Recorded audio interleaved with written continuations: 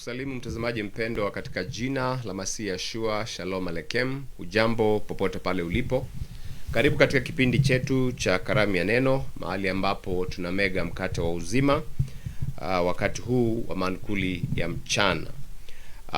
Tumekuwa katika hali ya kuendelea kuchochea kwamba kitabu hiki ni kitakatifu, ni pumzi ya Baba wetu, na linafaa kwa mafundisho, linafaa kwa kuonya na kuadhibisha mtu ili awe kamili, akamilike katika kutenda kila tendo njema. Na kwa hivyo tumejifunza kuhusu Biblia, tukakuja tukajua ni nani apasaye kuabudiwa. Tumejua mwanawake wa pekee Yeshua HaMashiach kwamba ana ofisi kadha wa kadhaa, na leo tunaingia katika hali ya kutazama sheria za Yawe na hasa kuelewa amri 10. Kwa sababu kitabu hiki kama tunavyosema, 75% ni maelekezo, instructions, na baadhi ya hizo instruction unakuta kwamba ni sheria za Yawe, na kwa hivyo ni nyingi, lakini tuangalie kuelewa sheria ama amri ambazo Baba wetu mwenyewe alizungumza kwa kinywa chake katika mlima Horebu ama Sinai, na vile vile pia akaweza kuandika mara 2 katika mbao za mawe. Asante sana kwa kujiunga pamoja nami. Tujiunge katika hali ya kuomba na tuwe na imani kwa pamoja. Mtakatifu Baba wetu ishiye juu mbinguni, hakuna wa kulinganishwa wala kufananishwa na wewe. Ni asante ni kwa sababu umetupa kitabu chako ili tukaweza kukisoma. Nashukuru kwa tunapofungua kurasa baadhi yake kuchambua na kuisoma. Ninaomba nikatumika kama chombo, kuwa mwalimu na kuwa mwelekezi wa wale wanaonitazama na kunisikiliza, na vile vile pia naomba Roho yako Mtakatifu akaweza kuandika sheria hizi ndani ya wengi katika ulimwengu tunamoishi. Asante kwa kituo hiki, asante kwa wale wote wanaofanikisha kipindi hiki. Wabariki, wapanue na watende yaliyo mema. Kwa utukufu wa jina lako tumeomba na kushukuru, in Yeshua's name, na sote tuseme amen na iwe hivyo. Na kwa hivyo andiko kuu ambalo tungesoma, na kwa sababu ya muda hatuwezi tukasoma mafungu haya yote, ni kitabu cha Kutoka 20 mstari wa 1 hadi wa 17, na vile vile pia katika Kumbukumbu ya Torati, wakati watu wanapokumbushwa yale ambao Musa alikuwa akiwaambia kwa miaka ya inaenda kuisha 40, alirudi pia akaandika kitabu cha Torati kuwakumbusha. Fungu hayo ya amri 10 inapatikana katika kitabu cha Torati 5 mstari wake wa 6 ukiendelea hadi 21. Utangulizi. Amri 10 ni msingi wa sheria na ni kiwango cha haki kwa watu wake. Amri hizi zinatufunulia tabia za Yawe, zinatuonyesha dhambi ni nini, na zinatufundisha jinsi ya kumpenda Yawe na kuwapenda wanadamu wenzetu, na vile vile pia jinsi ya kujipenda na kujichukua kama mwanadamu. Yeshua zifutilia amri hizi mbali, alizitimiza na kuonyesha namna ya kuishi kwa utii ama utiifu. Na kwa hivyo tunakuta kwamba amri za Baba wetu ni muhimu na ni msingi, na ni msingi ni kwa sababu mwandishi wa kitabu cha Mhubiri Suleimani, baada ya kuandika mambo yale yote aliyoandika, aliweza kuyajumlisha ama kujumlisha hekima yake na mstari wa 13 katika Mhubiri 12, na imeandikwa Mhubiri 12 mstari wa 13: mwisho wa jambo lote lililosikiwa ni huu, mche Yawe nawe uzishike amri zake, maana kwa jumla ndiyo impasayo mwanadamu. Kwa hivyo mtazamaji mpendwa, mwenye hekima wa enzi zake Mfalme Suleimani anamalizia kwa kusema kwamba mumesikia mambo mengi, mtazidi kuyasikia, lakini jumla ya mambo yote ni kumcha Yawe, ni kumjua huyu aliyekuumba, alikuumba kwa kusudi gani, ni yapi anataka wewe uweze kuwa ukiyafanya katika maisha yako kabla haujafika kikomo cha maisha ya uhai huu na kuvuka kwenda ng'ambo ya uhai wa milele na milele. Na kwa hivyo amesema mwisho wa jambo lote lililosikiwa ni huu, mche Yawe nawe uzishike amri, maana kwa hayo ndiyo jumla impasayo mwanadamu. Kwa hivyo mwanadamu mwenzangu, jumla yetu ni kuzishika amri za Baba wetu Yawe. Na amri 10 zinaweza kugawanywa katika sehemu mbili. Ukisoma amri ya kwanza hadi ya 4 inaonyesha uhusiano wetu na Baba wetu Yawe. Inaonyesha uhusiano wetu na Baba wetu Yawe. Na amri ya 5 hadi ya 10 inaonyesha uhusiano wetu na wanadamu na jinsi ambavyo vile vile unajichukua kama mtu ambaye aliyejawa na nidhamu. Kwa hivyo dhidi ya kuangalia kana kwamba unahusiana na watu vizuri, sheria hizi pia zinakuonyesha wewe kama mwanadamu unaweza kujitia governor, unaweza kujitunza na kujihifadhi. Na kwa hivyo amri hizi ni muhimu sana. Na kwa hivyo tuingie katika kuangalia kila amri kama muda utaturuhusu, kuanzia amri ya kwanza. Amri ya kwanza inasema usiwe na miungu mingine mbele yangu ama ila mimi. Hiyo ni Kutoka 20 mstari wa 3. Yawe ndiye muumba, kama tulivyoangalia, Mwokozi na mfalme wa pekee. Anataka ibada na uaminifu wa kipekee kutoka kwa watu wake. Kwa hivyo hiyo ndiyo sababu anaposema ni mimi peke yangu. Ikiwa utakuwa na mungu mwingine, basi ni kana kwamba umemkosea yeye heshima. Mweke Yawe kwanza katika kila eneo la maisha yako. Mathayo 20 na Mathayo 6:33. Kataa aina zote za ibada za sanamu, na kama sio sanamu, ibada yoyote ya kitu chochote ambacho kinacho kuwa ni cha kuabudiwa. Maana sanamu mwingine nafikia ni ile tu ya kuchongwa, lakini wamewahi kuabudu jua, wamewahi kuabudu miezi, wamewahi kuabudu wanadamu wengine ambao hawana upako na ambao sio mabalozi wa Baba wetu Yawe. Lakini kama mtu ataheshimiwa ni kwa sababu ana upako wa Baba wetu Yawe. Kwa mfano kuminamia Yashua, basi hiyo si kuabudu miungu mingine, ni sawa na kumwabudu Yawe. Mtegemee Yawe kuliko mali, mamlaka au wanadamu. Tunapotamani kuwa matajiri, utakuta kwamba watu wengi wanapenda sana kuwa na mali, na unakuta imefika mahali mtu akili zake, moyo wake wote, mawazo yake yote yamebebwa na mali aliyonayo. Lakini tunafaa mioyo yetu ikampenda Yawe, kama vile inavyoandika katika Torati 6 tuliangalia jana. Katika sehemu ya Shema inasema mpende Yawe Elohimu wako kwa moyo wako wote, kwa roho yako yote, na kwa nguvu zako zote, ikiwemo ni mali yako. Amri ya pili inasema usijifanyie sanamu ya kuchonga wala mfano wa kitu chochote kilicho juu mbinguni, usivisujudie wala kuvitumikia, kwa kuwa mimi ni Yawe Elohimu wako, ni Yawe mwenye wivu na wapatiliza wana vizazi vya 3 na vya 4 vya wanichukiao, mbali na warehema 1000 wanipendao na kuzishika amri zangu. Kutoka mlango wa 20 mstari wa 4 hadi wa 6. Ibada inapaswa kuelekezwa kwa Yawe peke yake, si kwa sanamu au picha. Leo hii watu wana michongo ya ambayo wanaoinamia, wanaoibusu, na kwa hivyo Baba wetu katika amri ya pili akatia hayo yote kuwa ni makufuru. Na kwa hivyo funzo la amri ya pili ni kwamba Yawe ni roho na anataka kuabudiwa katika roho na kweli, halinganishwi, hafananishwi. Epuka chochote kinacho chukua nafasi ya Yawe moyoni mwako. Sanamu vile vile tu sio ile ya kuchongwa. Unaweza ukamfanya hata na mtu kana kwamba ni sanamu yako. You adore your wife so much more than you adore Yawe. Yani unapenda mke wako zaidi ya kumpenda Yawe, unapenda watoto wako zaidi ya kumpenda Yawe. Hiyo inaweza ikakuwa kwamba ni ibada ya sanamu. Na vile vile pia wengine labda wakamwabudu hata shetani zaidi ya kumwabudu Yawe. Hiyo vile vile pia ni uabudu wa sanamu. Mwabudu Yawe kwa jinsi alivyoagiza. Hapo ndipo tunasema Yahweh's way or your way. So ni lazima ujue kwamba tunapomwabudu Baba wetu Yawe, tunamwabudu kwa njia zake alizotuamuru. Na njia hizo ametuamuru vipi? Katika kitabu kitakatifu cha Biblia, na ambapo ametia sheria zake na mambo mengi ambayo unapoyafanya unamwabudu yeye. Unapojiepusha na mambo aliyotuonya, vile pia unakuta hiyo ni kumwabudu Yawe. Yohana 4:24 inasema Elohimu ni roho, nao wamwabuduo inawapasa kumwabudu katika roho na kweli.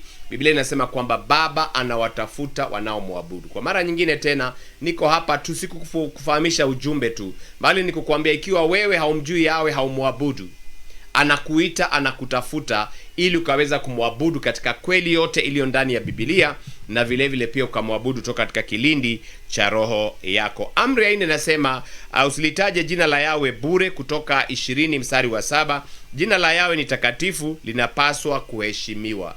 Bila shaka ni litakatifu, lakini amri inasema usilitaje bure. Japokuwa wengine wameondoa neno hilo bure, akasema usilitaje. Kuna tofauti ya usilitaje na usilitaje bure. Funzo tunalolipata hapa ni kwamba litamke jina lake kwa heshima. Kwa hivyo unaweza kulitamka lakini kwa heshima, wakati unapoimba, wakati ambapo unapoomba, wakati ambapo unafanya maabudu, unalitamka kwa heshima zote. Usilitumie kwa uongo au kwa mzaha. Kuna watu ambao wanajiita ni watu watakatifu na ni wahubiri na wanalitaja jina hili, lakini ni uongo na ni mzaha. Tusifanye mzaha na neno litakatifu la Baba wetu, maana lina madhara ukilitumia vibaya, na vile vile pia ukilitumia vizuri ni ngome imara, watakatifu ulikimbilia wakawa salama. Maisha yako yalitukuze jina lake. Kwa hivyo zaidi ya kulitamka, wacha jina lako, matendo yako, mienendo yako ikawa kwamba inaadhimisha jina lake litakatifu. Zaburi 111 mstari wa 9, jina lake ni takatifu na la kuogopya. His name is holy and reverend. Kwa hivyo tuliheshimu jina la Baba wetu Yawe, tukijua kwamba hizi ni amri za Baba wetu Yawe. Amri ya 4 tunapomaliza kitengo cha mahusiano yetu na Baba wetu Yawe inasema, ikumbuke siku ya Sabato itakase, siku 6 utende mambo yako yote, lakini siku ya 7 ni Sabato ya Yawe Elohimu wako. Siku hiyo usitende kazi yoyote, wewe wala mwana wako wala mtumwa wako wala mjakazi wako wala mgeni aliye kwako nyumbani. Inaendelea kusema mambo kama hivyo. Kwa hivyo Sabato ni kumbukumbu ya uumbaji na ishara ya agano kati ya Yawe na watu wake. Baba wetu baada ya kuumba ulimwengu aliumba mwanadamu wa mwisho, kwa sababu alikuwa ametengeneza kazi ambayo alitaka mwanadamu akaweza kuifanya. Na baada ya kuumba mwanadamu, aliumba siku ya Sabato. Na hivyo ndio Biblia inatuambia kwamba kazi ya uumbaji si ya siku 6, kazi ya uumbaji ni ya siku 7. Maana vile vile aliumba Sabato ikiwa ni kipengele cha kiroho. Hii Sabato ilikuwa si kamba ni kitu kinaweza kikaguswa, lakini kuna kitu hakiguswi lakini kina dhamani yake. Kwa hivyo ile pumziko ambayo ni raha ya Sabato iliumbwa siku ya 7, na Baba wetu akawa ameiumba kwa kustarehe mwenyewe, kutakasa ile sherehe na kutakasa hiyo siku iwe ni ya wanadamu kuweza kuikumbuka. Na kwa hivyo tunapata funzo ya kwamba tenga siku ya 7 kwa ibada ya mapumziko. Itenge, mtazamaji mpendwa. Usipoitenga, kumbuka kwamba Baba wetu yeye aliitenga akapumzika. Yeshua Luka 4:16 anasema ilikuwa ni desturi yake.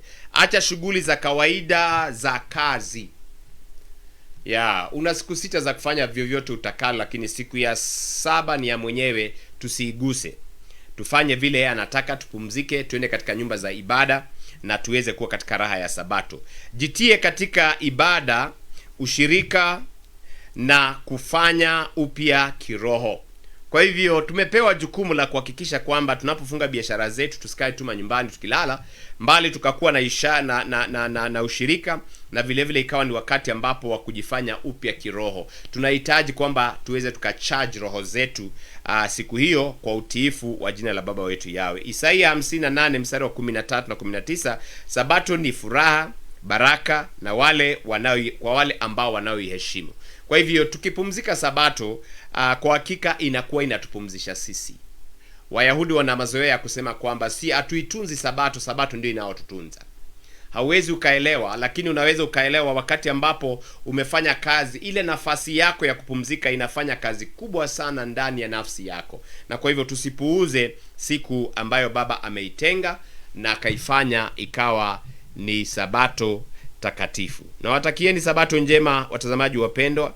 Na ikiwa kuna mmoja ambaye hajawahi pumzika Sabato na umefanya maamuzi yako kuanza kuitunza Sabato, nitakwambia kwamba umefanya uamuzi mzuri. Unapotunza sheria hizi 4 zinakupatia nafasi ya kuweza kuwa na mahusiano mazuri na mtakatifu Baba wetu Yawe. Wacha nipunge hewa kwa dakika moja tunaposikiza tangazo hili.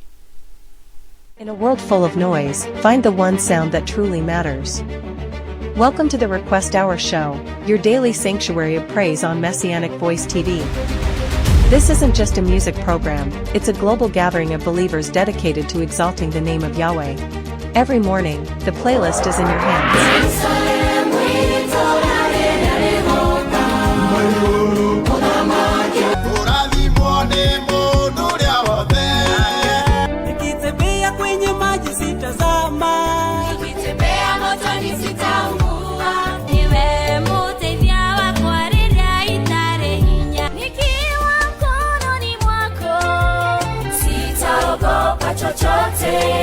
Whether it's a powerful anthem of deliverance or a quiet melody of adoration, we invite you to send in your requests and share the songs that have touched your soul. Join our host and a community of worshipers from all over as we fill the atmosphere with glory. Every Monday through Friday, 4 p.m. to 5 p.m., live on Facebook page Messianic Voice TV. Hit that follow button and turn on notifications so you never miss a moment of worship.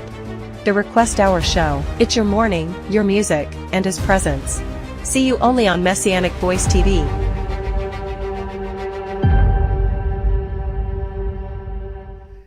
Oh, hallelujah. Mtazamaji mpendwa, asanti kwa sababu ya kuendelea kuongojea kipindi, na wale wote mliojiunga pamoja nami nasema mbarikiwe sana. Tunapoendelea na fundisho ambalo linasema sheria za Yawe, kuelewa amri 10.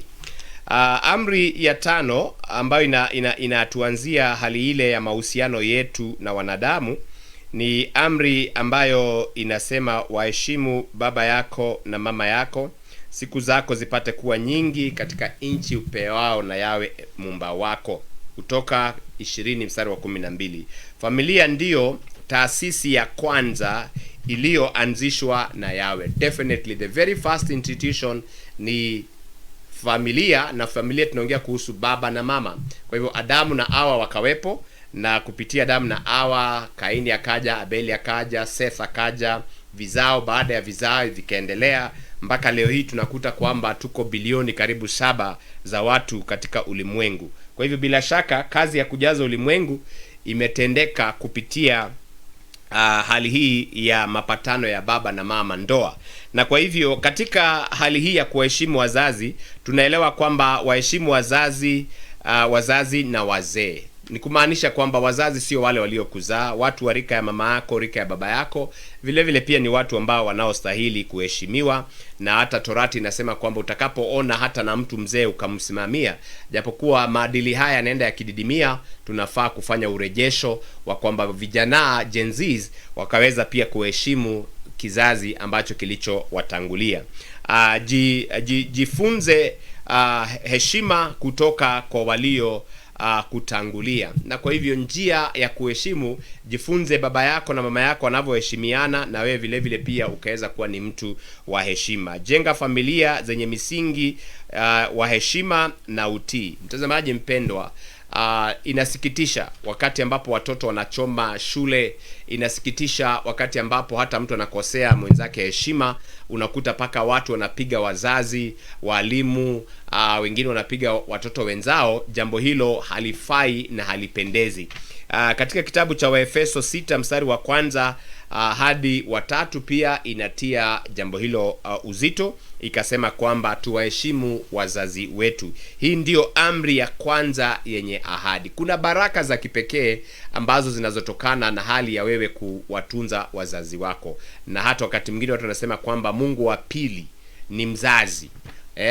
Baba aliyekuumba na udongo, alafu baadaye mama yako akakuzaa na baba yako pia akachangia. Kwa hivyo wale ni watu ambao si wa mzaha, na hata Biblia inasema kwamba atakaye laani mama yake ama baba yake kufa na afe. Kuna maandiko mengi ambayo tukichukua somo hilo likiwa peke yake lina utajiri mwingi sana. Amri ya 6 inasema usiue.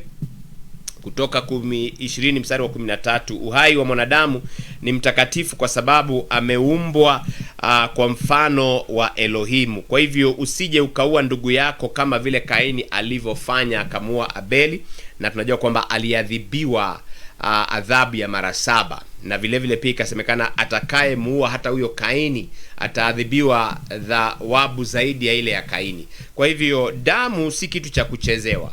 Biblia inasema kwamba damu ya Abeli ililia mchangani. Kwa hivyo watu ambao wamezoea kumwaga damu, hiyo damu kuna wakati utalipisha kisasi. Wanauawa kwa upanga, watauawa kwa upanga. Kwa hivyo ndugu mtazamaji, tusiwe ni watu wa kuua. Yeshua kaleta upanufu zaidi, akasema hata unapomchukia ndugu yako kwa moyo wako ni kana kwamba unamuua. Kwa hivyo tusiue, tusichukie. Kataa kuchukia, vurugu na kisasi. Tusiwe ni watu wa kulipicha kisasi, kwa sababu vurugu hizo ndizo baadaye unakuta kwamba umemuua mtu bila kutaka. Ni kwa sababu ulipandwa na hasira, na hasira yako ikakuelekeza kufanya dhambi.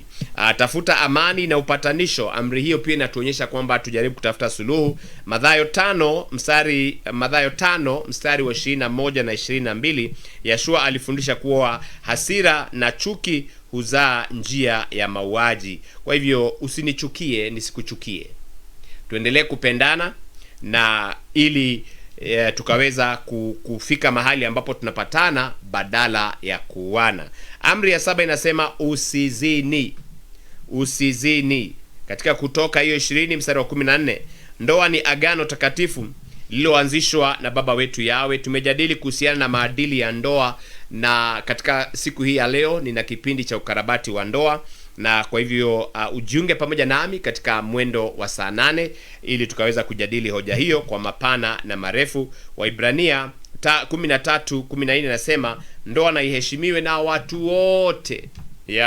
Leo hii watu wanapenda raha ya ngono, lakini hawataki majukumu ya ndoa.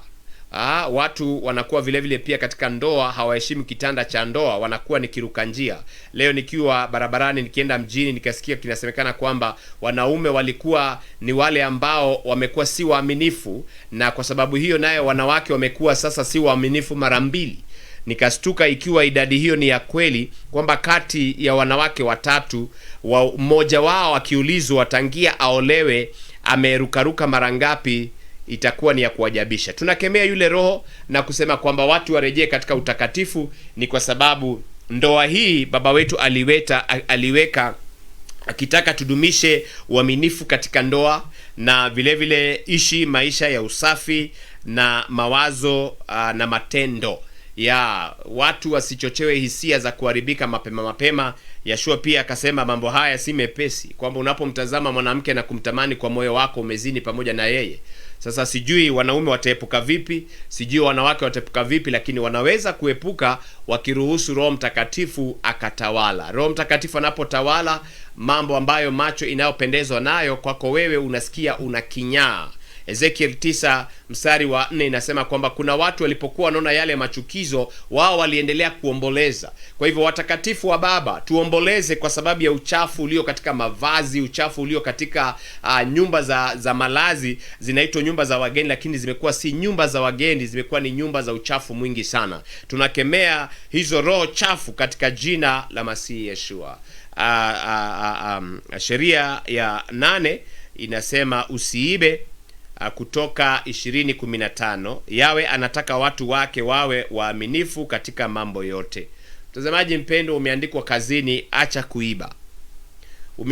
Wewe ni mtu wa siasa, umechaguliwa, umepewa rasilimali ya nchi, kwa sababu watu wanatoa ushuru katika county government, wanatoa ushuru katika mataifa. Ni ombi langu kwamba wanaotuongoza wakemewe na Roho Mtakatifu, ili nia zao za wizi wa mali ya umma ikakoma, na watu wale wengine vile vile pia wakakosa kuwa wezi. Sio tu katika siasa, hata katika ofisi kuna wale ambao ni wezi na kalamu. Unajua wakati ambapo ilifaa kuwa ni 1000, ukaondoa 0.1 ikabakia ni 100, tayari hapo 900 imepotea. Kwa hivyo fanya kazi kwa bidii, tusibie waajiri wetu masaa. Unafanya kazi wakati ambapo bosi yuko, lakini akiondoka unatoka mezani, wewe ni kurukaruka tikitoko na uko kazini. Wengine nao badala ya kuwa katika kazi wako na simu. Simu hizi si za biashara tu, ni story tu, wanapiga tu story. Tusiwe waizi paka hata wa masaa, tuwe wafanyakazi kwa bidii. Epuka wizi wa udanganyifu. Unanidanganya tu kimacho macho tu, ni unanitisha pesa kwamba nitakufanyia kitu fulani, na ili hali unajua kwamba ni utapeli. Wengi wametapeliwa nyakazi ambazo tuko. Unasikia kwamba wengine wametapeliwa, tunaenda wapi, wanatoa pesa. Wengine ni genuine, wengine tu ni utapeli. Tunakemea roho ya utapeli katika jina Masihi Yeshua, maana si mambo mazuri. Na kile unachopata kwa udanganyifu, Biblia inasema kwamba kitatoweka hivyo hivyo. Kuna wengi wameiba wakawa mamilionea, lakini baada ya kitambo kidogo unakuta hakuna. Kama sivyo, inakuwa kwamba ni laana katika vizazi vinavyokuja. Watoto wako wakawa naumia kwa sababu ya maasi ya udanganyifu wa mtu fulani. Tumia mali yako kwa uaminifu. Mtazamaji mpendwa, usiwe kwamba unaibia. Makontrakta hapa mjichunge sana. Umepewa kazi, unapeana quotation, na ile hali kwamba quotation hiyo unamuibia hata yule ambaye anayekuajiri, simiti, mchanga na vitu vingine kama hivyo. Kwa hivyo amri hii inatukataza kwamba tusiwe wezi. Katika Waefeso 4 mstari wa 28, mtu afanye kazi kwa mikono yake ili aweze kusaidia wengine. Anayeiba awache kuiba. Badala ya kuwaibia watu wale wengine, mikono unayo, akili unayo, kubali kufanya kazi tukaimarisha taifa. Amri ya tisha kuielewa zaidi nasema usitoe ushahidi wa uongo. Wengi wako jelani, poleni sana walio katika jela kwa sababu ulisingiziwa. Mfano mzuri ni Yosefu, na hata katika jela zetu za Kenya kuna wengi wamesingiziwa. Na kupitia kusingiziwa unaweza ukajikuta kwamba unabeba mzigo ambao sio wako. Mwingine alisingiziwa kwamba alinajisi mtu, na ile hali ilikuwa ni mapatano. Kwa hivyo Biblia inatuonya kwamba tusitoe ushahidi wa uongo. Usimshuhudie jirani yako uongo. Funzo katika amri hii inasema sema kweli wakati wote. Sema kweli wakati wote, maana ukweli huo unafaa. Epuka fitina, uzushi na uongo. Kuna watu wa fitini ambao wanaochimbia watu mashimo wakaangamia. Lakini kumbuka, unaweza ukachimba shimo hilo pia likaweza kukuangamiza. Tuna mifano mingi katika Biblia. Epuka fitina, wacha kufitini ndugu yako, wacha kufitini mama yako, wacha kufitini mjomba, wacha kufitini viongozi, maana tunapofitini tunaanguka katika sheria inayosema usishuhudie jirani yako uongo, yani usitoe ushahidi wa uongo. Walimshuhudia uongo Masihi Yeshua akafa. Walidhani wanamwangamiza, hawakujua wanapomuua alikuwa tu afe kwa ajili ya dhambi na alafu ashinde mauti. Kwa hivyo unaweza ukamfitini mtu, lakini haujui kwamba kumfitini kwako kunampandisha ngazi zaidi. Baba atusaidie. Tumia maneno yako kujenga na kuponya. Tumia ulimi wako kusema ukweli, kuongezea watu wale wengine matumaini kuliko kusema uongo na kuwadanganya watu wakaingia katika hali ya kuangamia. Methali 12 mstari wa 22, midomo ya uongo ni chukizo kwa mtakatifu Baba wetu Yawe. Midomo ya uongo ni chukizo. Unaenda kusengenya mtu kwa maneno ya uongo. Mambo hayo mtu anapoyafanya ni machukizo mbele za Baba wetu aliyetupatia amri hizi. Amri ya mwisho katika amri 10 inasema usitamani mali ya jirani yako, wala usitamani mke wa jirani yako, usitamani punda wake, usitamani chochote alicho nacho. Kutamani huanzia moyoni na mara nyingi husababisha dhambi nyingi mno. Unapotamani, unaweza ukatamani ukamuibia mtu, unaweza ukatamani ukataka kumnyaganya vitu vyake ukamuua, unaweza ukatamani hata ukatumia kitu ambacho hukufaa kutumia, kitu cha mwenzako.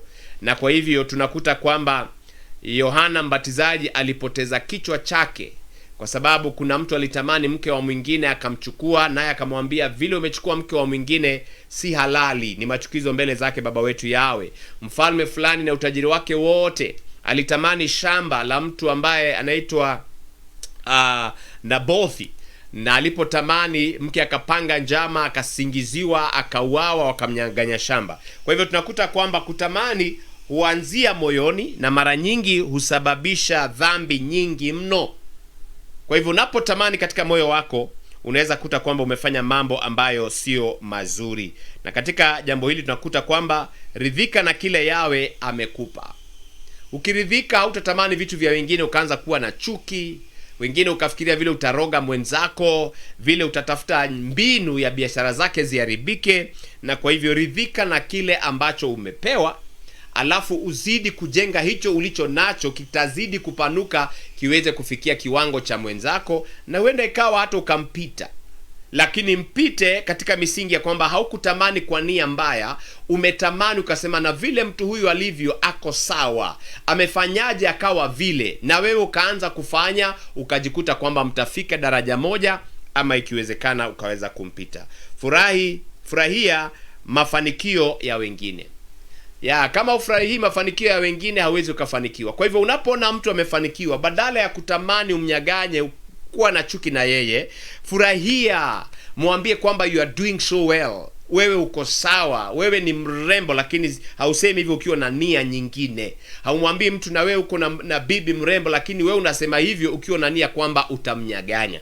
Watu wamewahi nyaganywa wake, watu wamewahi kunyaganywa wanaume. Dunia tunaiombea ikabadilika, kwa sababu sheria za Baba ziliwekwa ili zikaweza kutuweka laini, zikaweza kutuweka watu wakamilifu, watu wafanyao kazi zilizo nzuri. La mwisho katika fundisho hilo, kuwa na moyo wa shukrani. Unakaa unaangalia hauna kitu, lakini badala ya kuanza kunungunika na kuongea mambo mengine, anza kusema Baba nashukuru niko na mwili na mikono yote miwili, niko na miguu, hata kama kiatu sina. Baba ninakushukuru. Unapoendelea kuwa katika hali ya kushukuru, inakuwa kwamba wewe hautamani vitu vya wengine, unafurahia kile ambacho ulicho nacho. Na unajua unapofurahia kile ulicho nacho, unaanza kukiwazia ukweli wa mambo kwamba huwa kinaanza kupanuka. Na Wafilipi 4 mstari wa 11, Mtume Paulo alijifunza kuridhika katika hali zote. Katika utajiri ako sawa, katika umaskini ako sawa, mambo yote ni msimu. Nikakumbuka mtu mmoja, mfalme aliwaletea watu akasema kwamba nataka mtengenezee kitu ambacho nikikiangalia nikiwa nimegadhabika ninafurahi sana, na vile vile pia nikikiangalia nikiwa nimefurahia sana, nikaweza kuwa natulia, na ikiwa nina huzuni nikaweza kufurahi. Basi wakamwandikia neno na pete ambayo inasema mambo haya unayoyapitia ni msimu tu. Kwa hivyo wakati wa raha, kumbuka pia kuna wakati wa machozi. Wakati wa machozi jua kwamba ni msimu unapita, kuna wakati wa kucheka, na hivyo ndivyo ilivyo. Tunapozungumza kuhusu amri hizi 10, Yeshua alifundisha sheria katika amri 2. Kwa hivyo alijumulisha akasema sheria hizi zinaweza zikafunganywa na mambo mawili. Katika Mathayo 22 mstari wa 37 ukielekea hadi 40 unaweza ukajisomea. Na mafungu hayo mawili ni haya: ya kwanza, mpende Yawe kwa moyo wako wote, roho yako yote na akili yako yote. Hiyo ni sehemu ya Shema. Tulisema Torati 6 mstari wa 5. Na kwa hivyo hata wakati Baba alipokuwa anapeana hizi sheria, alijua kifungo cha amri 4 ambayo pia ni shina la amri zingine zozote pale, ni kumpenda Yawe kwa moyo wako wote na kwa mali yako yote na kwa mwili wako wote. Na amri ya pili, mpende jirani yako kama nafsi yako. Kumpenda jirani yako si jirani mnayepakana tu na nyumba. Masihi alionyesha ni mtu yoyote ambaye anakukaribia na anaweza akakuhitaji ukamsaidia. Amri 10 zinaonyesha kwa vitendo jinsi ya kutekeleza amri hizi 2. Kwa hivyo kumpenda mtu ni usimnyaganye mke na kadhalika.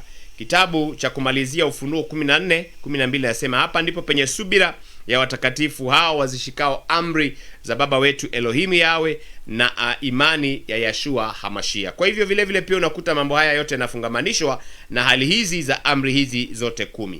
Amri 10 ni sheria za kutufunga, si sheria za kutufunga, mbali ni mwongozo wa maisha ya haki. Zinafunua utakatifu wa Yawe na kuonyesha jinsi ya kuishi katika upendo, utiifu, haki na kweli. Zinapoandikwa mioyoni mwetu kupitia Roho wa Yawe, huwa njia ya maisha yenye baraka. Na bila shaka wanaotunza amri wamebarikiwa ulimwenguni mara 100 na siku zinazokuja, wakati ambapo Yeshua atatupatia uzima la milele. Na kwa hivyo katika somo la siku hii ya leo, kumbuka kwamba amri 10 zinatufundisha kumpenda Yawe kwa moyo wote, kuwapenda wanadamu wenzetu kwa dhati, na kuishi maisha ya utii, maisha katika agano lake, na vile vile pia maisha yaliyo na nidhamu. Asante sana kwa wale wote ambao wamejiunga pamoja nami katika fundisho la siku hii ya leo. Nasema Baba wetu Yawe akazidi kuwabariki na kuwanehemesha kupata mibaraka ya kila aina. Ni mimi wako mchungaji SK Ng'ang'a kutoka katika mji wa Nakuru. Yawe akubariki na kukulinda. Yawe akuangazie nuru za uso wake na kukufadhili. Yawe akuinulie nuru za uso wake na kukupa amani, katika jina la Mwokozi wetu Yeshua HaMashiach. Coming up next on MVTV.